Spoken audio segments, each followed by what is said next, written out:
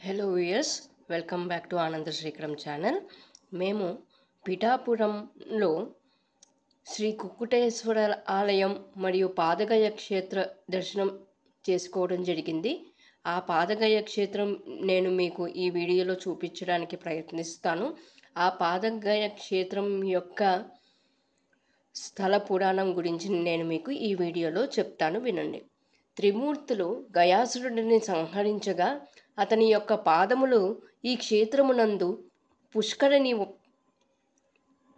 పడ్డ కారణంగా పాదగయగా ప్రసిద్ధిగాంచినది. ఈ క్షేత్రం అతి ప్రాచీనమైన దివ్యక్షేత్రం. ఈ క్షేత్ర దర్శనం పితృముక్తికరము, సర్వపాపహరము, సర్వాభీష్ట సిద్ధప్రదము, సర్వదుఃఖహరము. ఈ క్షేత్రంలో శంకరుడు స్వయంభూ శ్రీ కుక్కుటేశ్వరుడిగా కొలువై ఉండగా, శ్రీ పురుహూతిక అమ్మవారు అష్టాదశ పీఠములలో 10వ శక్తి పీఠముగా కొలువై ఉన్నారు. ఈ క్షేత్రమునందలి శ్రీ దత్తాత్రేయ స్వామివారు త్రిముఖ విగ్రహ రూపంలో స్వయంభూమూర్తిగా వెలసినారు. బీహార్ నందలి గయలో గయాసురుని శిరస్సు పడినందున శిరోగయగా ప్రసిద్ధి చెందినది. ఈ క్షేత్రంలో విష్ణుమూర్తి కొలువై ఉండగా మంగళగౌరీదేవి శక్తిపీఠము కలదు. ఒడిస్సా నందలి జాజ్పూర్ వద్ద గయాసురుని యొక్క నాభి భాగం పడినందున నాభిగయగా ప్రసిద్ధి చెందినది.